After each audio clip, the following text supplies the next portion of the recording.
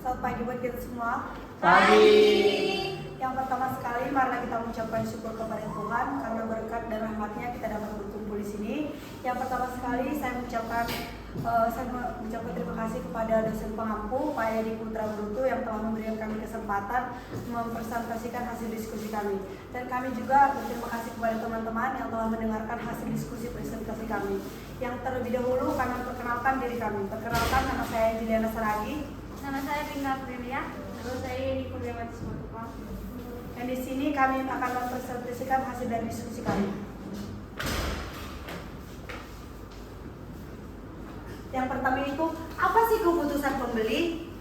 Jadi keputusan pembeli itu menurut dari Suharno pada tahun 2010, itu keputusan pembelian adalah tahap di mana pembelian telah menentukan pilihannya dan melakukan pembelian produk serta mengonsumsinya.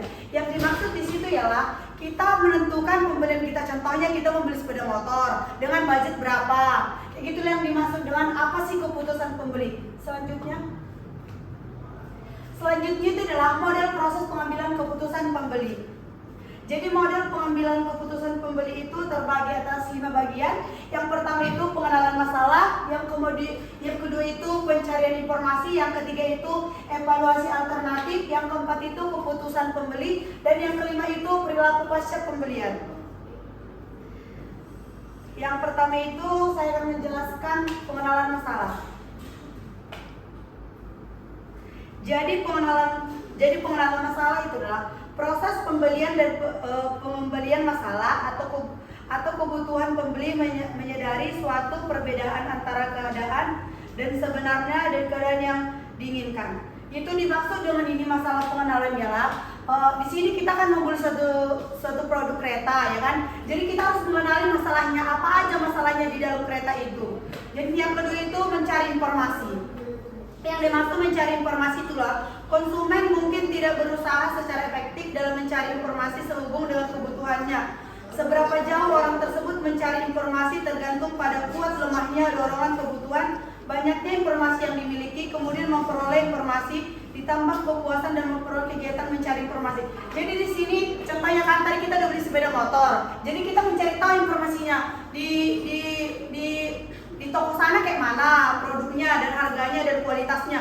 Jika langsung di pusatnya kayak mana, kalau di cabangnya gimana harganya, kayak gitu yang dimaksud pengenalan informasi. Yang ketiga itu evaluasi alternatif. Jadi yang dimaksud evaluasi alternatif itu ialah informasi dapat dicari dari calon pembeli digunakan untuk memperoleh gambar yang jelas mengenai alternatif yang dihadapi serta daya tarik masing-masing alternatif. Produsen harus berusaha memahami cara konsumen mengenai informasi yang diperoleh dan sampai pada sikap tertentu mengenai produk, merek, dan keputusan. Jadi di sini kita mencari alternatif merek apa yang terbagus. Contohnya kan kereta Beat gitu. Beat itu kan banyak macamnya. Jadi yang Beat itu di mana lah merek terbagus untuk kita beli sebagai kita konsumen kan pengen yang hasil yang terbaik kayak gitu. Jadi yang selanjutnya itu keputusan pembeli. Jadi yang dimaksud dengan keputusan pembeli ialah produsen harus memahami bahwa konsumen mempunyai cara tersendiri dan menangani informasi yang diperoleh dengan membatasi alternatif yang harus dipilih atau evaluasi yang menentukan produk yang mana akan dipilih. Jadi di sini kayak gini. Contohnya kan kita beli barang. Jadi kita bisa menentukan, datanglah kita ke toko. Bisa juga kita nggak beli. Contohnya kita lihat, ini kayak gini, kualitasnya gini. Sedangkan di toko lain kayak gini. Jadi ini kita bebas menentukan keputusan kita mau beli atau enggak, walaupun kita sudah datang ke tokonya. Selanjutnya itu perilaku pasca pembeli. Yang dimaksud ialah pada tahap ini apabila barang yang dibeli tidak memberikan kepuasan yang diharapkan, maka pembeli akan merubah sikapnya terhadap merek barang tersebut menjadi sikap negatif. Bahkan mungkin akan menolak dari daftar pilihan.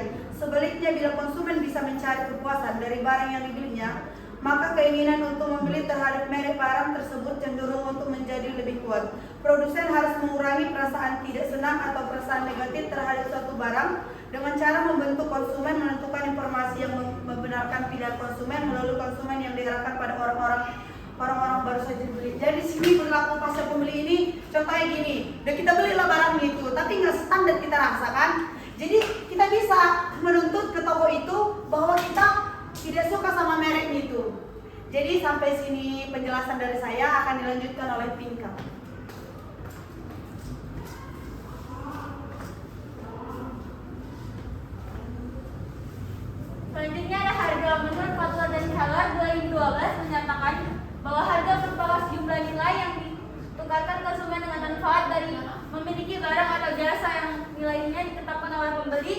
dan penjual melalui tawar-menawar atau ditetapkan oleh penjual untuk satu harga yang sama terhadap semua pembeli.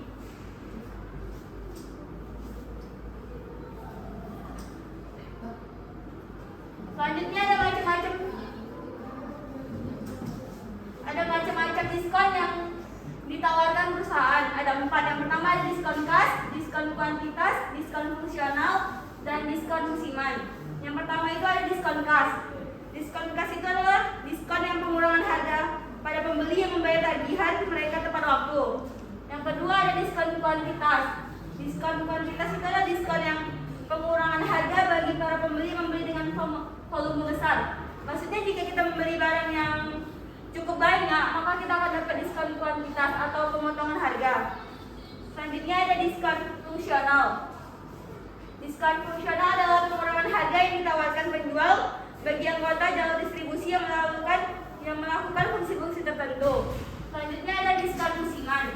Diskon musiman ini adalah diskon pengurangan harga bagi para pembeli yang membeli barang atau jasa di luar musim. Baiklah, ini yang dapat saya sampaikan. Selanjutnya akan dijelaskan oleh Yeni. Oke, baik, kita masuk kepada kualitas produk. Dimana seperti kita ketahui, menurut Kotler dan Armstrong menambahkan bahwa kualitas produk adalah kemampuan sebuah produk dalam memperagakan fungsinya. Hal ini termasuk penurunan durabilitas, ketepatan, kemudahan pengoperasian dan reparasi produk, juga atribut produk lainnya, dan juga sebagai suatu produk dan jasa yang melalui beberapa tahapan proses dengan memperhitungkan nilai suatu produk dan jasa tanpa adanya kekurangan sedikitpun nilai suatu produk dan jasa, dan menghasilkan produk jasa sesuai harapan tinggi dari pelanggan.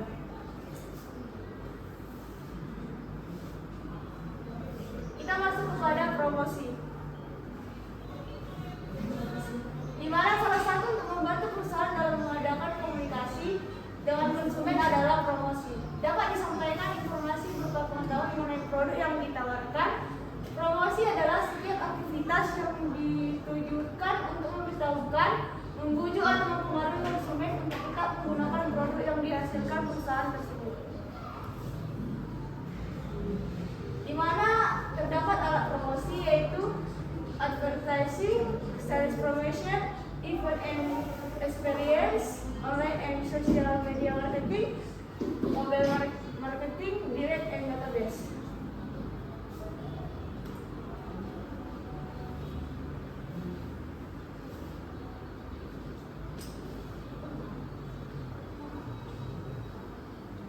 Di mana seperti yang kita ketahui, advertising adalah setiap yang dibayar dari presentasi memperkenalkan dan mempromosi ide, barang atau jasa oleh sponsor yang teridentifikasi melalui media yang biar seperti koran dan majalah, media penyiaran atau radio dan televisi, media jaringan, telepon, kabel, satelit, nirkabel, media elektronik, rekaman video disc, CD-ROM, halaman web, dan media display, billboard, tanda-tanda atau poster.